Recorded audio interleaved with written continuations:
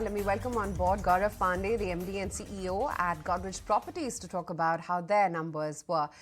Good to have you on the show, and it's been a good fourth quarter as well for you, as well as the fiscal year. Before we talk about your guidance for the next year, give us a sense of how the quarter was, because I can see that the PAT has slipped on a year-on-year basis, though the margins are slightly under pressure as well. I think it's turned out to be extremely well for us, and maybe just talk about some metrics to begin with. We sold, in this particular quarter, more than 10,000 crore worth of, units, almost selling like in this year, if I talk about 52 homes or 42 homes every day, ending the year at 29,444 crore, which is the highest by any residential real estate developer in India, while the results of all our peers are yet to be out. But I think this year we'll be leading by a massive margin. And because of high quality of sales, not just in this quarter, but even in previous quarters, we had a record-breaking collections. So our collections exceeded 17,000 crores, sort of a 49% Y-on-Y growth, and quarter four was close to about 7,000 odd crores thereabouts. So yes, again, a very strong metric on that. And because of these, our operating cash flows was at the all-time high. We were about close to 7,500 crores of operating cash flow positive, which is like a 73% Y-on-Y growth. Our quarter four collection operating cash flow was about close to 4,000 crores, and the previous financial year was like 4,400 odd crores. So we did of an year work in one particular quarter. So yes, these have been some very strong numbers. The profit itself moved from 725 crores the previous financial year to about 1,400 crores in the last financial year. So again, a great moment of pride for all of us. So yes, practically, if you ask me, we couldn't have hoped for a better finishing of the year, and overall, some amazing numbers for the year. Looks good. I could not help but notice the fall in FY26 guidance which you have shared for deliverables. Now, one side, everything is looking good. If it is, then why have you guided for a number which is lower than last year? I think, to be very frank, they're very different matrices, because the sales we do in a particular year normally takes you 3 to 4 years to actually build buildings, right? So it doesn't really have a huge correlation from sales to delivery for a quarter-on-quarter perspective. That being said, see, this particular year was very exceptional because we have a huge commercial portfolio which was getting completed and coinciding in this particular year, which is why back in the time when we were giving guidance, we were like 6.6 million square feet just about 2-3 years back in terms of deliveries.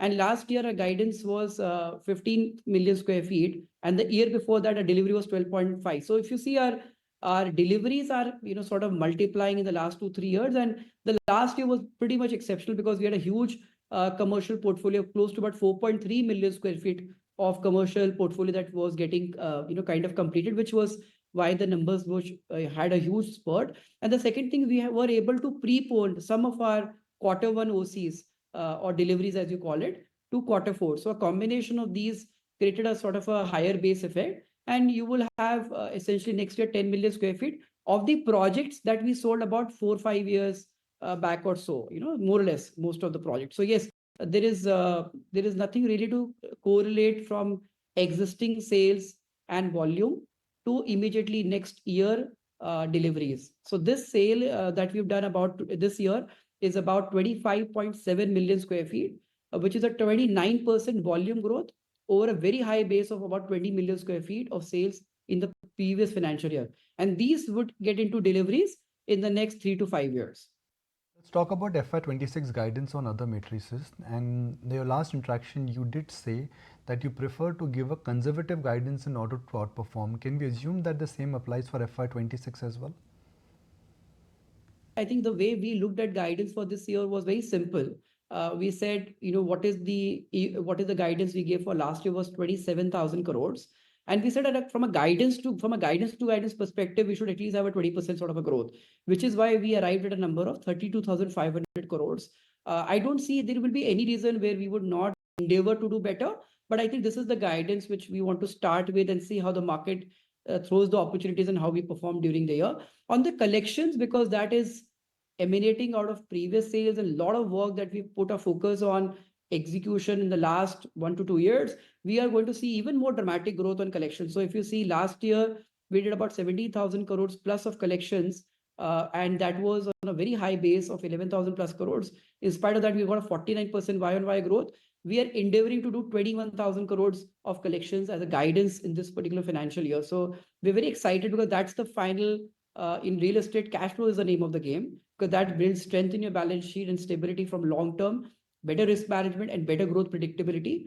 And the third is, we talked about overall, the delivery guidelines. I think that's what we very obsessively focused that whatever projects that we had launched, and we are able to ensure that we deliver them on time, that adds up to about 10 million square feet. So yes, I mean, reasonably very confident that these are, guidance. We're very confident. And yes, there is a clear upside risk to that, especially on sales and collections.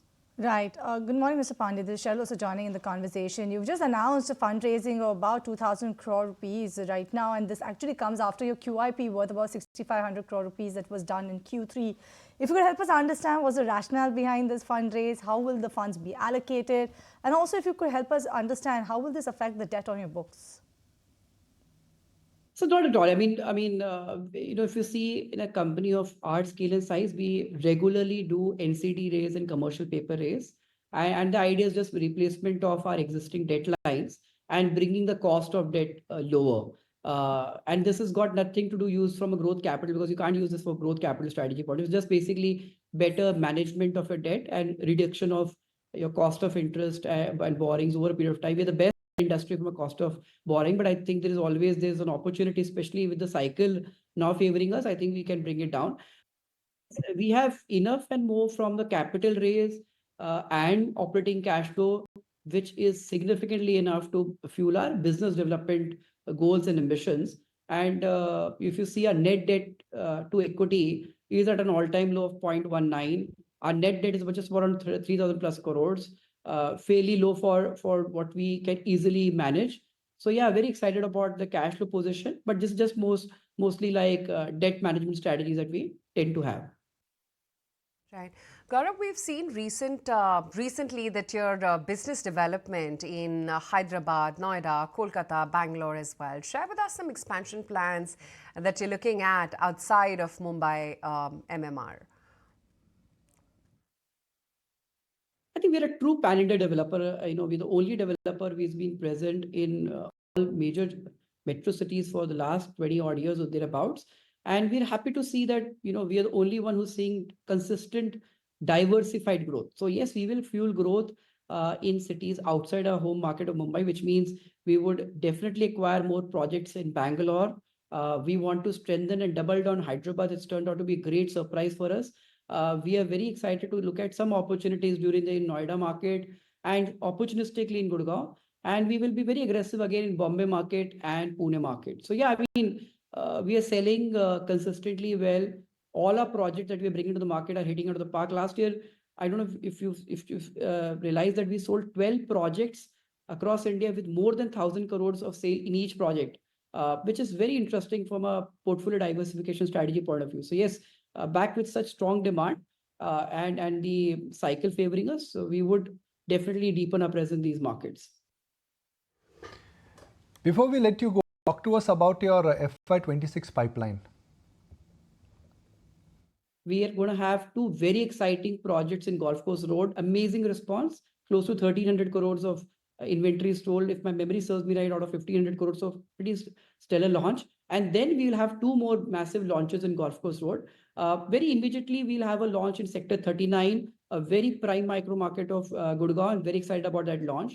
Coming to Noida, we have again series of land parcels which will get unlocked. We have two land parcels again going to get launched during the year in Greater Noida market, hopefully one within this quarter. Coming down to Bombay, again, a very robust portfolio. We have a project by the name of Godrej Reserve.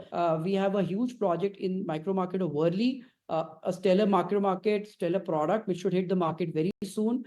We have something in the annual in Bandra. We have something in Versova, and we have some phase launches in Panvel. Coming down to Pune, we have series of land parcels from Mundwa to Mega Park to Mahahinje. We will deepen our presence of launches in Bangalore. So we'll have something Yashwantpur, We'll have something in Thani Sandra. In this quarter, we'll have something like a massive big bang in North Bangalore, and then hopefully something in Yalanka. In Hyderabad, we will have a massive launch in close to the airport micro market in a Bell Rajendra Nagar micro market. These would cumulatively, this and some more would cumulatively have a potential booking value of 40,000 crores. And the kind of guidance we've given to you, partially from that and very strong sustained sales, we are reasonably confident to meet that. All right, really appreciate your time and glad you could join us, Gaurav. Thank you very much. If you like this video, then like, share and subscribe to ET Now.